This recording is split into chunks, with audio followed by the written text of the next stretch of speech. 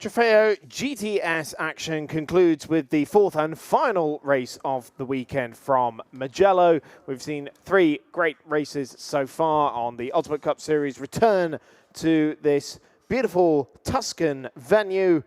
But we have one more 25-minute encounter before we conclude and move on to the endurance racing tomorrow for both Trofeo GTE and also the European Endurance Prototype Cup. There will be, though, a Renault RS01 sized hole on the grid as Emmanuel Collard is not starting this race.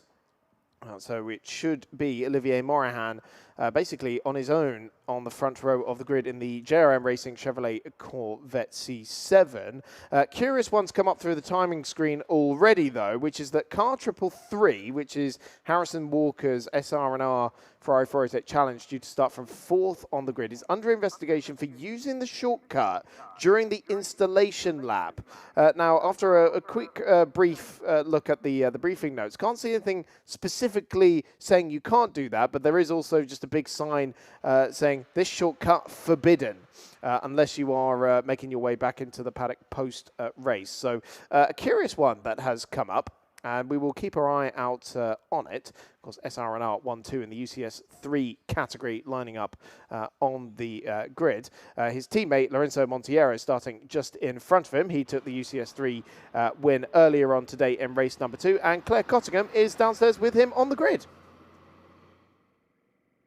Has just been given, so let me run over here and just speak to Lorenzo. Lorenzo, a positive race for you earlier. You picked up a class win and a podium overall. What can we do this afternoon? Yeah, we'll see. Quite a peculiar grid. I was expecting to start 3rd and have 2 way faster cars ahead of me.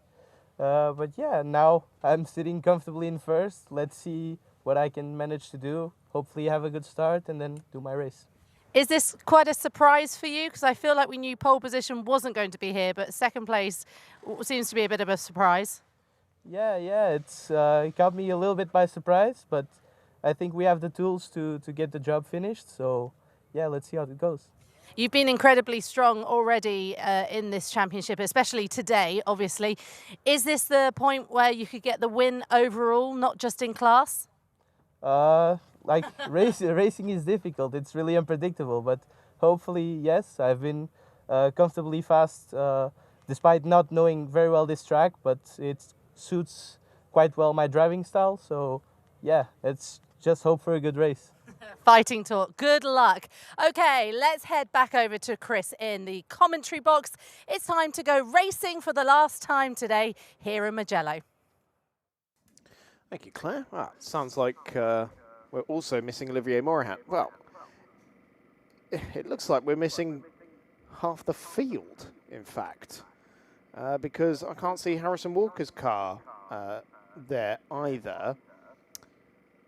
I cannot see Eric Debard either in the Racetivity Porsche Cup car.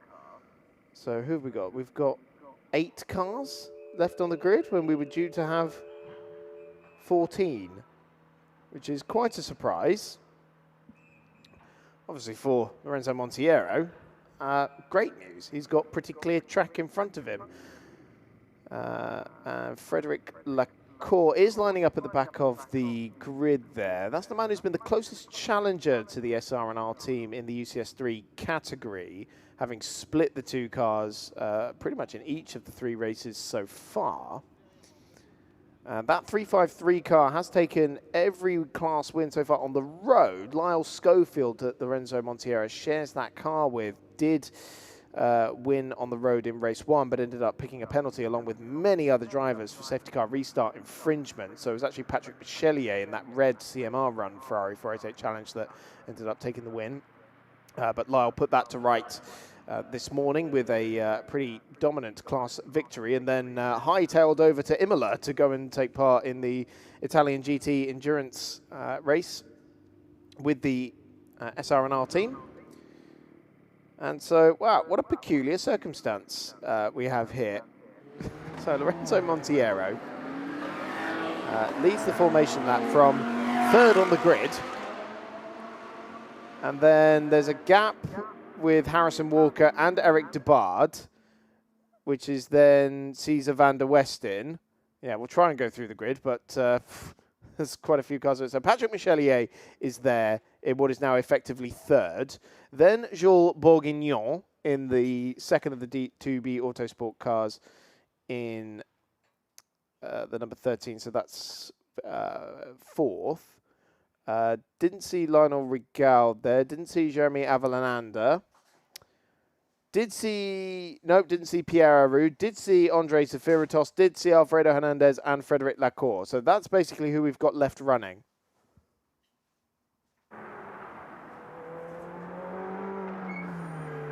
No, there is the 89 GP car. So that is Lionel Rigaud. So we have 3 Porsche Cup cars, 3 UCS3. Yes, Patrick Michelier, Frederic Lacour, and then our new pole sitter, and then Alfredo Hernandez in the Super Trofeo, and Andre Seferitos in the GT4 Porsche Cayman. Well, this is suddenly going to be a very different race to what we expected. Because we were anticipating that Olivier Morin would end up with a great chance at his first overall victory of Ultimate Cup Series competition.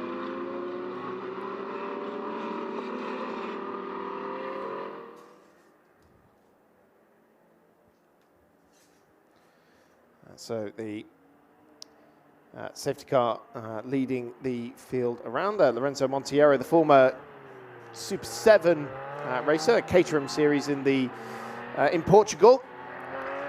He spent 3 years competing there, but now in his first season of GT competition. And of course, if Harrison Walker's not on the grid, that would explain why he might have been using the shortcut. If he had some sort of problem on that car, and then ended up needing to hurriedly bring it back into pit lane. As for Eric de Bard, he's won 2 races in his class so far this weekend. There won't be a third. Cesar van der Westen has a great chance at taking another. He was second in the Porsche Cup standings, he is second in the Porsche Cup standings of the Ultimate GT Sprint Cup going into this weekend, having taken 2 victories in Paul Ricard and Hockenheim. Here in Trofeo GTS, we'll see if he can manage to mount a challenge to Lorenzo Monteiro as we start to get the 2x2 formation. I hope the drivers have remembered where the gaps are supposed to be, because this is so bizarre. We're not actually going to have 2 cars side by side for the first couple of rows of the grid, because that would actually be an improper start. So both Lorenzo Monteiro and Cesar van der Westen have to make sure there's clear road either side of them when the lights go out to get this final 25-minute race of the weekend underway, which does so now. And the Portuguese driver will lead the field up towards San Donato for the first time of asking, kicking up some of the dust that's been collected through some of the other races, and the GP racing car cutting right across the nose of Patrick Michelier's CMR at Ferrari and getting itself up into 3rd position overall. So clearing the second of the 2 DB Auto Sports cars. That's Julien Bourguignon and Patrick Michelier in one fell swoop. Frederic Lacour there in the Racing Spirit of Le Mans Ferrari, the blue, red and yellow machine, trying to make forward progress as well, as he has done in most of the races. It was a broken wheel rim in Q2 that prevented the Frenchman from setting a time, and therefore he's had to start at the back of the grid for both this race and race 2 earlier on in the day. So Lorenzo Monteiro already building a nice margin there over Cesar van der Westen. Battle for class position in UCS 3 between Patrick Michelier, who ended up as the class winner in race 1 following many post-race penalties for safety car restart infringements.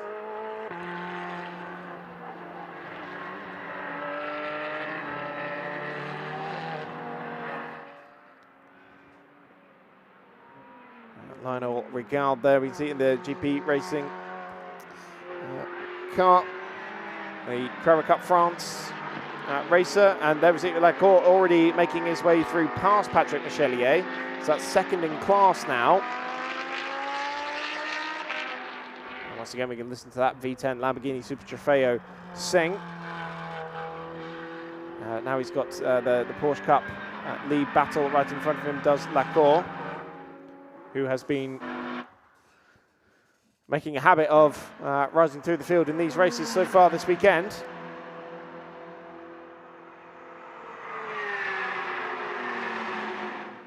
So at the end of the first lap, Lorenzo Monteiro in the SR&R 353 Ferrari 488 Challenge leads by 5 seconds over Cesar van der Westen, and Lionel Rigaud in third position with his mirrors full of racing spirit of Le Mans Ferrari 488 Challenge of Frédéric Lacour for the last spot on the overall podium.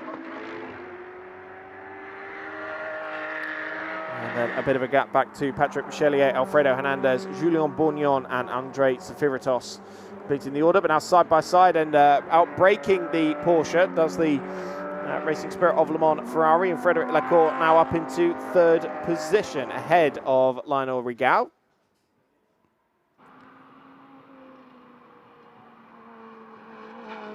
There's a nice visual representation of the gap. Look how quickly Frédéric Lacour has been able to reel in Cesar van der Westen here. He's got some real speed. One wonders if he'd have started in a more representative position on the grid, would he be able to be challenging Lorenzo Monteiro for the lead right now? Well, he's already 6 seconds behind the race leader, having been trying to file his way through the traffic. Of course, quite a bit more power in the Ferrari than the Porsche. It's the V8 in the Ferrari versus the flat 6 in the Porsche. 525 brake horsepower against some 630.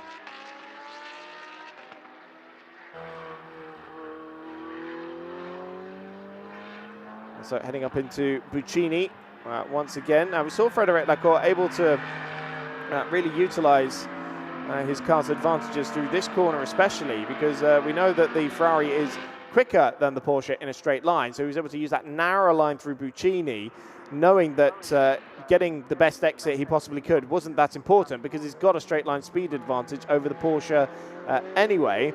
As they head towards San Donato once again, still the Porsche is ahead, just about, despite the best efforts of Frédéric Lacour. He does draw an overlap though in the middle of this long right-hander and does pick himself up into second position. So from the back of the grid to second overall now. Lovely stuff from Lacour, who has been with us since the start of the season and made his racing debut with the Racing Spirit of Le Mans team in Midgets a couple of years ago. Does have 4 class wins to his name so far this season in Ultimate Cup Series competition, but sadly hasn't added one so far, and given that he's already 9.6 seconds behind Lorenzo Monteiro, it's unlikely that there'll be a fifth. But never say never.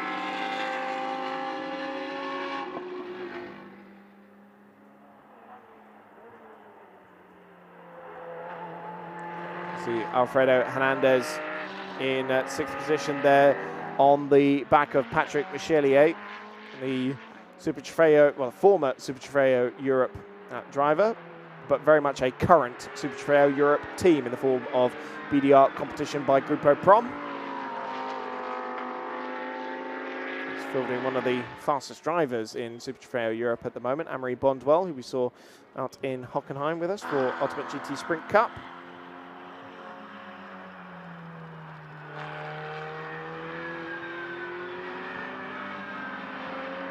Patrick Michelier there in the 73 CMR run car. It's a very different colour scheme on that car. I wonder if it's a different chassis, because we normally see the black, red and yellow on that car. Formerly of the GT2 European Series is Patrick Michelier with Alexis Bertet, but a dive down the inside here into San Donato from Alfredo Hernandez aboard the Super Trofeo, and that puts the Mexican up into 5th position now. The man who's second in the Ultimate GT Sprint Cup standings in the UCS 2 category.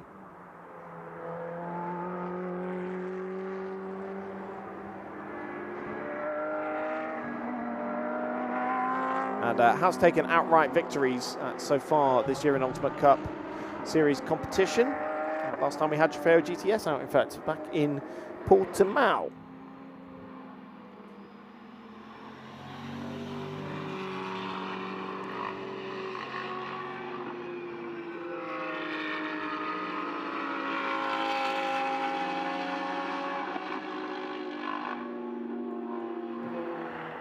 Very much enjoying the soundtrack of Trofeo GTS machinery, the flat sixes in the Porsches, the V8s in the Ferraris, the V10 in the Lamborghini, of course.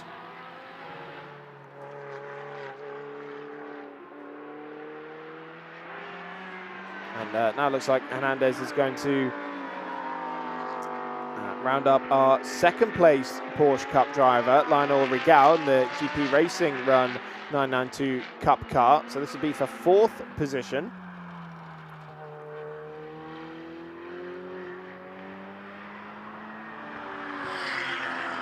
So there's our Porsche Cup leader, Cesar van der Westen, who has taken 2 class wins in Ultimate GT Sprint Cup, as we mentioned, in Paul Ricard and Hockenheim. Second in the standings to his brother Carl, that he shares that car with. And they will be sharing that car once again in GTE tomorrow. But out dragging the Porsche down the home straight was Alfredo Hernandez there, and now moving the PDR competition Lamborghini Super Trofeo up into fourth position ahead of Lionel Rigal. And now setting his sights most likely on an overall podium finish if he can clear Cesar van der Westen in a hurry.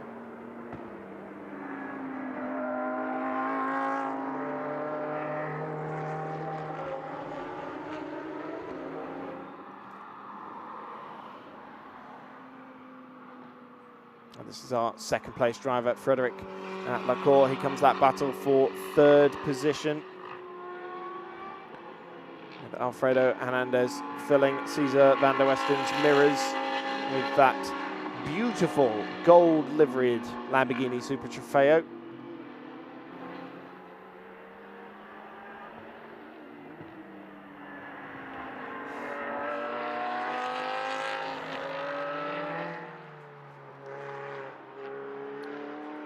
Four class wins to Hernandez's name, racing for the Belgian team. Has seen plenty of success in Super Trofeo Europe, and starting all 4 races from the back of the grid after crashing in Q1 before setting a lap time. So it's been recovery drives all weekend for Alfredo Hernandez. Now looking to find his way through onto the overall podium again, trying to use that tighter line through Buccini. So GP Racing Team watches on there, man, second in the Porsche Cup category. And already side by side before they get to the timing line. And Alfredo Hernandez, third before they even reach the timing loop. So really nothing Cesar van der Westen could have done there. The former Rosscar racer, his brother Carl, champion of that series. Their father racing in that series as well, and racing with them in Trofeo GTE tomorrow for the 2B Autosport team, the Porsche specialists that are based in Chambéry, largely known as the French Rally Championship team, and the last team to win a championship with Porsche machinery, and have been here in the Ultimate Cup Series for a couple of years trying to gain some circuit racing experience. Who knows where that team might end up, as Patrick Michelier looks to make a move for fifth position on Lionel Rigal, heading into Casanova. Hernandez here up into third now, ahead of Cesar van der Westen, but behind them is the intramark battle between Porsche and Ferrari. And there we see the Prairie Cup France racer is still ahead for now.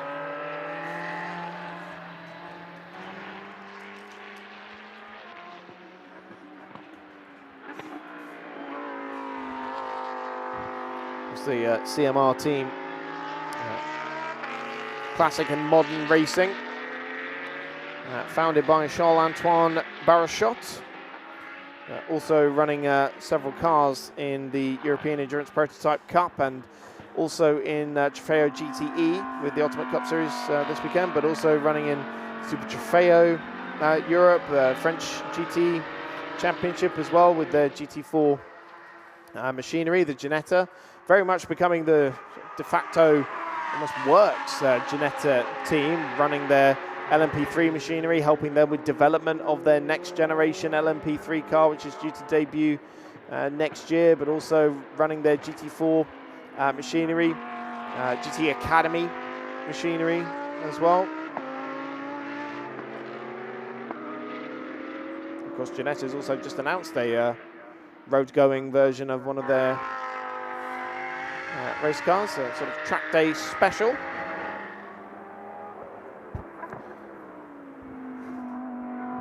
So it's odd to find something that isn't a Ginetta in the CMR tent, but I've got the Ferrari there, of course, known for running Bentleys in the past as well, back when they had the Works GT program.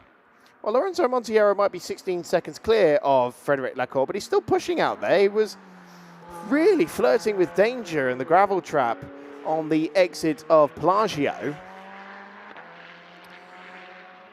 But he is just stretching clear out of the front of the field as we're at half race distance. Just over. 6 laps completed for the Portuguese driver. He's about to tick off the 7th as he exits Buccini.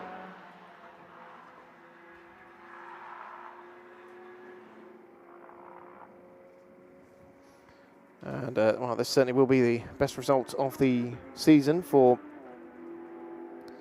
Lorenzo Montiero. Just looking to see where his overall position in the championship is. He came into this weekend 10th in the standings, having claimed 1 overall Ultimate GT Sprint Cup podium in Hockenheim. Of course, was on the overall podium as we mentioned earlier, but now is leading this race and could be standing on the top step of it by the time we get to the checkered flag. In his class, he has only taken 1 win in Ultimate GT Sprint Cup, which is again at Hockenheim. Several podiums as well, also at Hockenheim, and in Trofeo GTS as well. Last time we raced in Portimao, he was on the podium there as well. So still Patrick Michelier is trying to find a way around this Lionel Rigaud Porsche.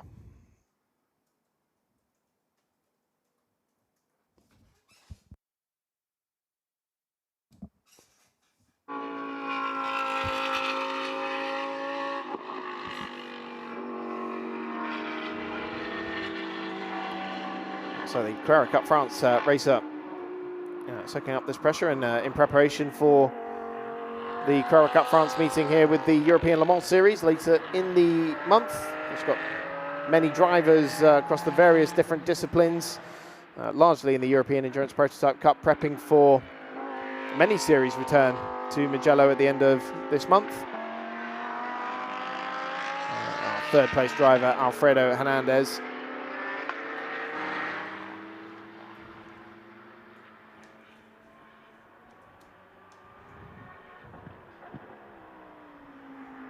We alluded to Amory Bondwell earlier. He's the Super Trofeo Europe Championship leader.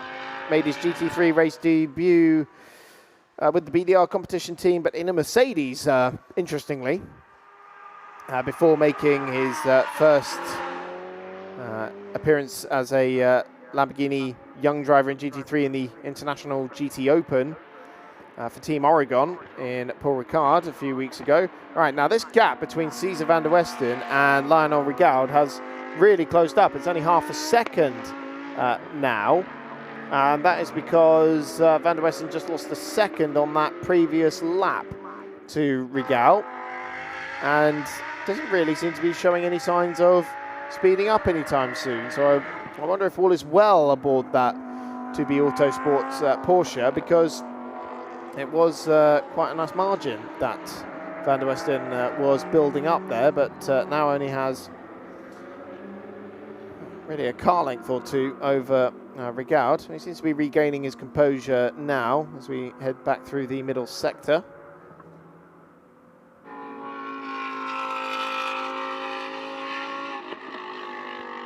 You can tell the Super Trofeo has just gone through. You can still hear it, even though it's well round the corner.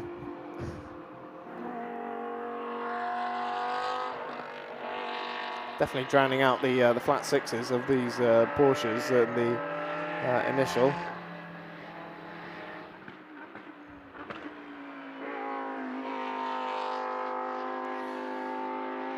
Andrei Safiritos behind these guys, running a lonely, I should say, race in the drive-in Porsche. He's rather lost his playmate of Pierre Aru after contact in race 1 yesterday, which we believe was with Charles-Henri Semeni's Renault RS01. Oh, now look at that. Look, Lionel Rigaud definitely closing back up again in that third and final sector, and actually drew a little bit of an overlap. So this is for the lead-in Porsche Cup, 4th position overall. Cesar van der Westen getting the momentum necessary to retain the lead by the time they get to the braking point at San Donato. But look how late on the brakes Lionel Rigaud is there. Oh, has that accidentally opened up the door for Patrick Michelier to try and come through as well? Well, not quite. The status quo is maintained as we head through Lucco and Poggio Secco up to the highest point of this 5.245 kilometre racetrack. Thought for a second there that Patrick Michelier might have just been able to draw alongside Rigaud's Porsche, but not quite.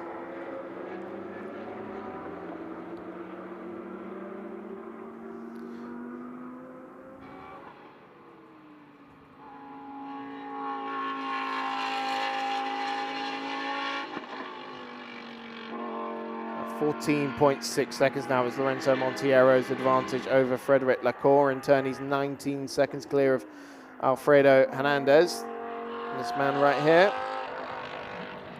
And then 6 seconds back, the battle for the lead in Porsche Cup between Cesar van der Westen and Lionel Rigaud, with Patrick Michelier in the UCS3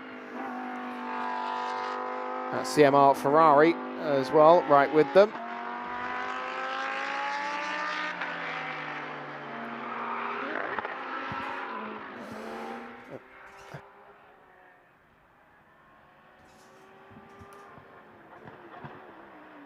And yeah, it looks like, yeah, we've lost Cesar van der Westen there. I heard a tyre squeal going through Correnteo. Now, was he pushed or did he jump? We know he was in a close battle there with Lionel Rigaud. He now takes over the lead in Porsche Cup.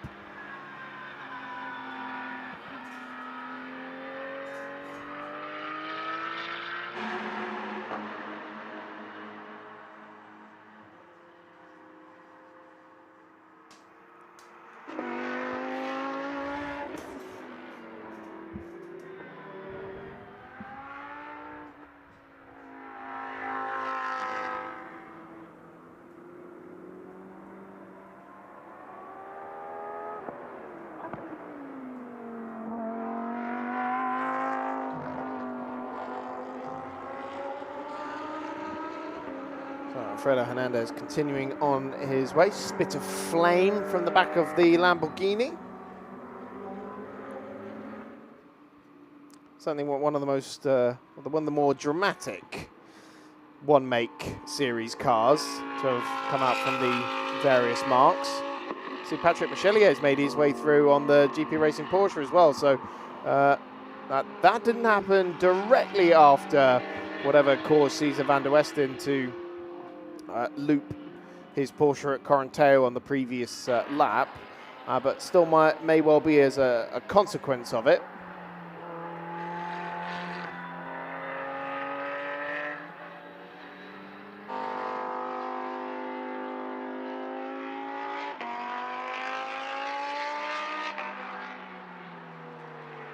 Just looking to see if there's any damage on that GP Racing Porsche. It looks clean and tidy on all 4 corners. So that would rather suggest that there wasn't contact between the 2 Porsche Cup runners.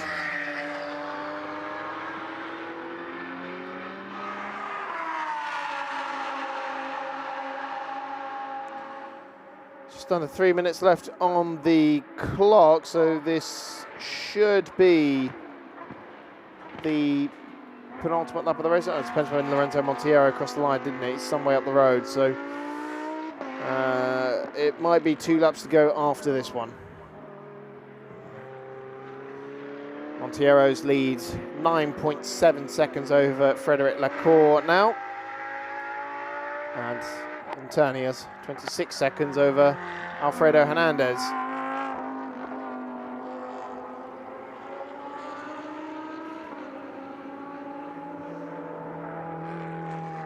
With this man Patrick Michelier completing the UCS3 podium, which should be the first one for the weekend on the road, I would suspect. So we alluded to the fact that he won in race 1, but that was as a result of post-race penalties.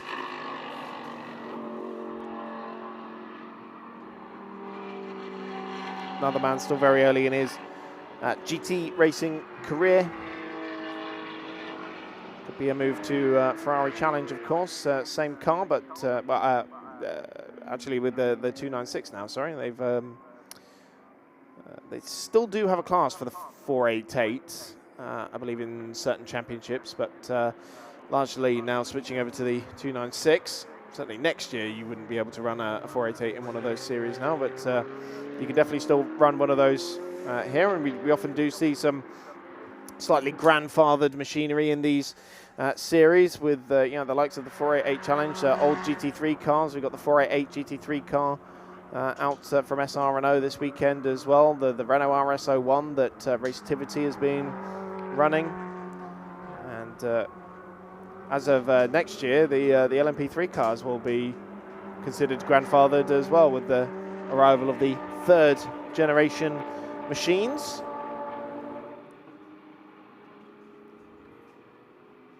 And of course, the single-seater camp, Formula Renault 2-litre cars are still running there as well. Frédéric Lacour's just banged in the fastest lap of the race, a 1:55.760. He reduces the arrears to 8.9 seconds, but as we are now on, this might be the last lap of the race. It is. It's just popped up on the timing screen. Final lap has been declared, so it's a little too late for Frédéric Lacour, but definitely shown some good raw speed in that car. And so for Lorenzo Monteiro in Ultimate Cup competition, this will only be a second class win of the year for the Portuguese driver, and most certainly a first overall win as well, having effectively inherited pole position with the absence of Emmanuel Collard and Olivier Morehan. That's of no concern to him, as Lorenzo Monteiro takes victory in the final race of the weekend for Trofeo GTS. SR&R are on top in their home race at Mugello. 5.3 seconds in the end, the gap to Frédéric Lacour, who makes it another UCS3 podium for the Racing Spirit of Le Mans team. I think his 4th second place finish of the weekend. Alfredo Hernandez brings the Lamborghini Super Trofeo home in 3rd position, or he will eventually. There he is, just at the top of screen. That was Andrei Safiritos just crossing the line in the drive-in Porsche Cayman. There is Hernandez across the line. The Mexican in 3rd. Patrick Michelier will complete the UCS3 podium in 4th position overall for the CMR team. And just behind them, Lionel Rigaud will take his first Porsche Cup victory of the weekend. And indeed his first of the season as well. having only joined us for Trofeo GTS in Portimao. Did collect some podiums there, but his first time on the top step of the Porsche Cup category. Cesar van der Westen has to settle for second in the end, with his teammate Julien Bourguignon completing the Porsche Cup podium, and Andrés Firitos 8th and last over the line as the cars take the shortcut back into pit lane and towards Parc Fermé, where Claire Cottingham will be waiting for them. And Lorenzo Montiero already down in Parc Fermé in the P1 spot.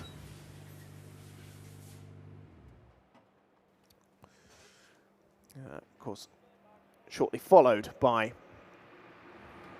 Lorenzo Montiero, Frederic Lacour, I should say.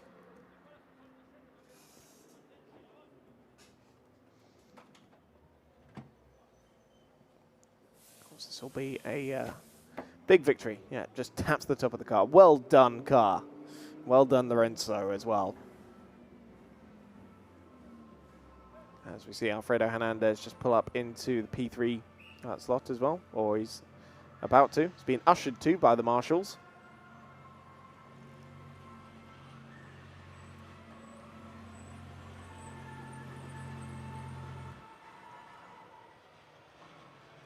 So that is our top three. Ferrari Challenge, Lamborghini Super Trofeo. And Lionel Rigaud there just pulling up in the, just behind them as the Porsche Cup class winner.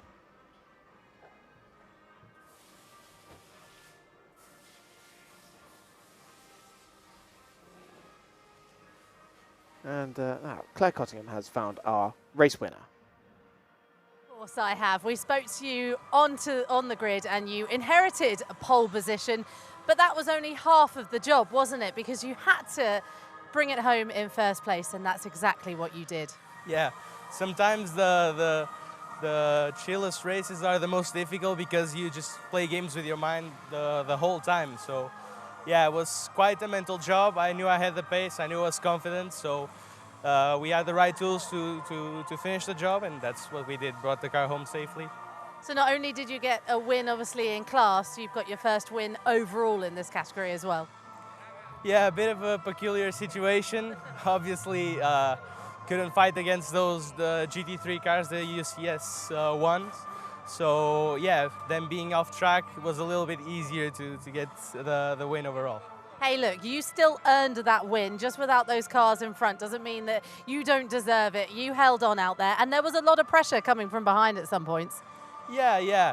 I was already checking with my team boss in the radio what lap times were the other guys doing, and I knew I was faster. I was doing faster lap times, so came to a point maybe 15 minutes before the race ended. I started taking it slowly, but yeah, until there, I was giving it my all. I proved my pace, and I'm confident about that. What were some of the biggest challenges out there? Obviously, the temperature's got a bit cooler now, but it has been quite hot. Yeah, it definitely has, but you are such on high adrenaline inside the car that you don't even feel it. Normally, you feel it after the race. After the checkered flag, everything starts going down and you actually feel the heat and the sweat and everything. But once you're 100% focused, it's just another day at the office. Well, big congratulations. Do we go and celebrate now? Yes, of course. Thank you. Go and celebrate. Congratulations. We will be back, of course, tomorrow. The Endurance prototype will be out for qualifying in the morning, so do make sure you join us for that one. And then we've got the big race as well of the prototype Endurance in the afternoon. We've got the Endurance as well during the day, so 4 hours of racing and another 4 hours after that as well. So do make sure you join us. We'll be back for the Ultimate Cup. We're here live from Mugello. We'll see you tomorrow morning at 9 a.m.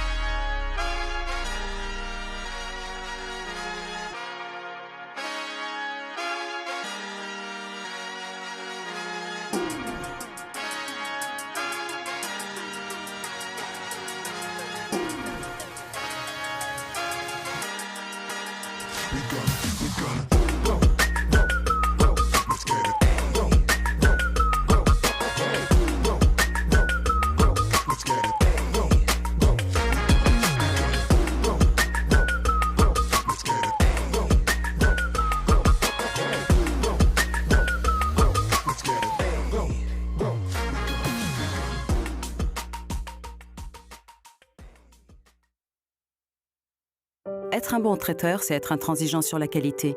On ne fait du bon qu'avec le meilleur. C'est être impitoyable sur les recettes. Quand c'est bon, il n'y a rien à ajouter, rien à enlever. C'est être irréprochable sur le goût. Il faut prendre du plaisir pour en donner. Voilà, pour être un bon traiteur, il faut être intraitable. Parfaitement intraitable.